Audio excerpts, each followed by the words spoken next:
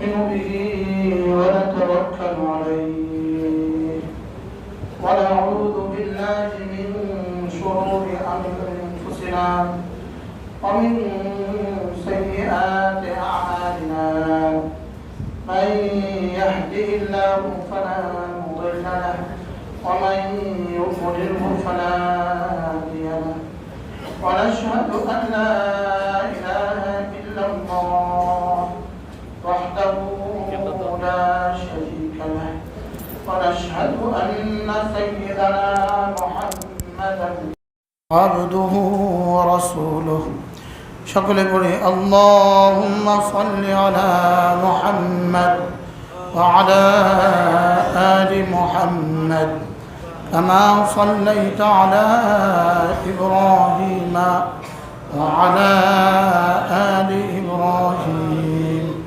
إنك حميد مجيد اللهم بارك على محمد وعلى آل محمد كما باركت على إبراهيم وعلى آل إبراهيم إنك حميد مجيد أما بعد فأعوذ بالله من الشيطان الرجيم بسم الله الرحمن الرحيم يا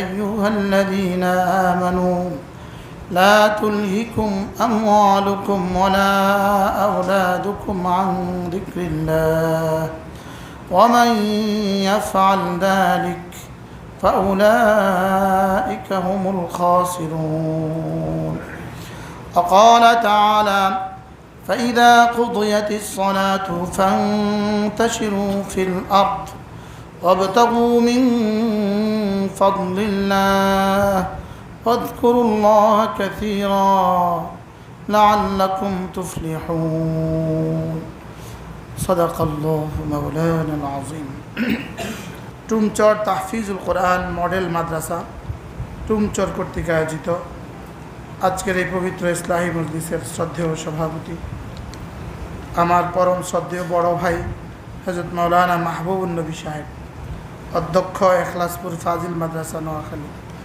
উপস্থিত হযরত উলামা ইকরাম, আমার পাশে যিনি বসা আমাদের শ্রদ্ধেয় বড় ভাই হাজিরহাট ফাজিল মাদ্রাসার সম্মানিত অধ্যক্ষ মহোদয়, আমার পাশে বসা আমার এই বড় ভগ্নিপতি হযরত মাওলানা সাইফুর রহমান সাহেব, উপস্থিত হযরত উলামা ইকরাম, শ্রদ্ধেয় মুরব্বিয়ানে আযম, আমার যুবক ভাইয়েরা, পর্দার আলের মা ও বোনের, এটা মূলত আমার বাড়ি, এটা মূলত আমার গ্রাম। এই মসজিদেই আমার বাবার মসজিদ, এই মসজিদেই আমাদের মসজিদ, এটাতেই আমাদের শৈশব কৈশোর কাটছে। আল্লাহ তাআলা মুরব্বীদের মধ্যে এখন ওই মুরব্বী বাকি আছে, হ্যাঁ, একজন তো দেখতেছি, আর আমাদের বাকিরা সব আমাদের কাছের বয়সে। বেলাল ভাই সামনে আসে, আবুল খায়ের সব সামনে, আবুল খায়ের সব সামনে আসে। আমাদের প্রতিবেশীরা এখানে আছেন, সকলেই আছেন। আমার আব্বার কবর আমাদের এই মসজিদের পেছনেই আব্বার কবর, মার কবরও এখানে। আল্লাহ তাআলা আব্বা আমার কবরকে জান্নাতের টুকরো বানিয়ে দেন। অল্প সময় আপনাদের সামনে দু চারটা কথা মুযাকারা হবে, অল্প সময়। মেরে ভাইও, আল্লাহ তাআলা আমাদেরকে দুনিয়াতে অল্প সময়ের জন্য পাঠিয়েছেন। মায়ের পেটে দিলেন কেন? মায়ের পেটে আমাদেরকে পাঠিয়েছেন বডি, শরীর তৈরি হওয়ার জন্য, আর দুনিয়ার পেটে দিয়েছেন জান্নাতের জন্য, রূহটাকে তৈরি করার জন্য। মায়ের পেটে শরীর তৈরি হয় দুনিয়ার জন্য, দুনিয়ার পেটে দিল তৈরি হবে আখিরাতের জন্য। মায়ের পেটে বডি তৈরি হওয়ার জায়গা, দুনিয়ার পেটে রূহ তৈরি হওয়ার জায়গা। মায়ের পেটে দিল তৈরি হয় না, মায়ের পেটে রূহ তৈরি হয় না, মায়ের পেটে বডি তৈরি হয়, দুনিয়ার পেটে দিল তৈরি হয়। বডি হলো গাড়ির বডির মতো, আমাদের দেহ হলো গাড়ির শরীরের মতো, আর আমাদের রূহ হলো গাড়ির ইঞ্জিনের মতো। ইঞ্জিন ছাড়া শুধু বডি দিয়ে ঢাকা যাওয়া যাবে না, আর শুধু ইঞ্জিন দিয়ে ঢাকা যাওয়া যাবে না। কি বলছি বলে? শুধু ইঞ্জিন আছে গাড়ির, বডি নেই, ঢাকা যাওয়া যাবে না। আর বডি আছে, ইঞ্জিন নেই, তাহলে কয়টা লাগবে বলেন? কি কি? বডি আর ইঞ্জিন। এখন বডি যত সতেজ, ইঞ্জিন যত মজবুত, এই গাড়ি তত নিরাপদ। কি হয়? মায়ের পেটে বডি তৈরি হওয়ার জায়গা, দুনিয়ার পেটে রূহ তৈরি হওয়ার জায়গা। বডি দিয়ে দুনিয়া, রূহ দিয়ে দুনিয়া এবং আখিরাত দোনোটা। সুবহানাল্লাহ। কি হয়? মায়ের পেটে যদি এক চোখওয়ালা হয় তো সারা দুনিয়া মিলে তাকে দুই চোখ দেওয়ার সুযোগ নেই। মায়ের পেটে 4 আঙ্গুলওয়ালা, দুনিয়ার পেটে 5 আঙ্গুলওয়ালা হওয়ার সুযোগ নেই। ঠিক দুনিয়ার পেটে ইমানওয়ালা তো আখিরাতে জান্নাতওয়ালা। দুনিয়ার পেটে 5 নামাজওয়ালা, আখিরাতে জান্নাতওয়ালা। দুনিয়াতে রোজাওয়ালা, আখিরাতে জান্নাতওয়ালা।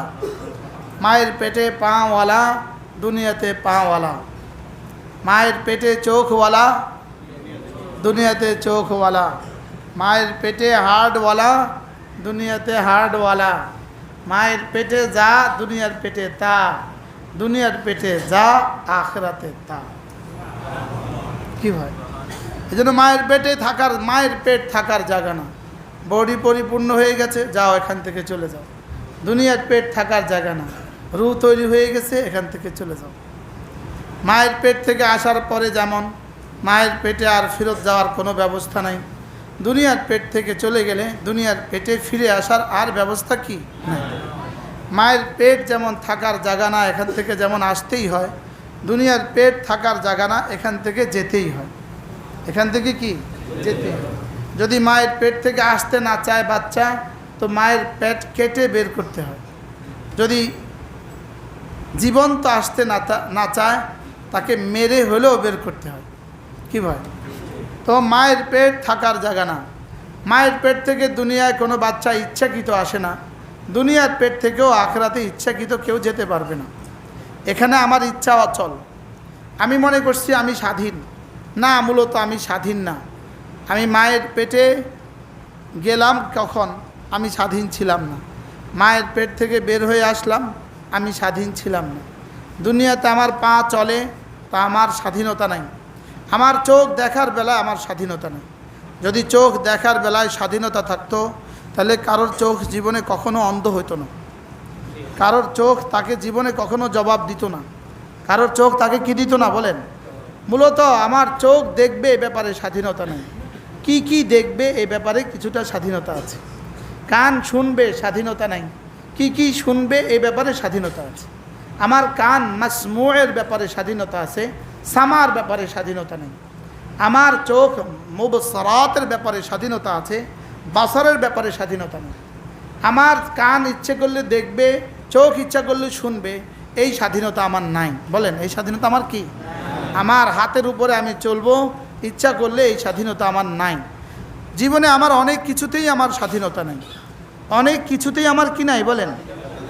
যেমন 1974 সালের 3 মার্চ আমার জন্ম ওই তারিখে কেন হলো, এটার ব্যাপারে আমার স্বাধীনতা নেই।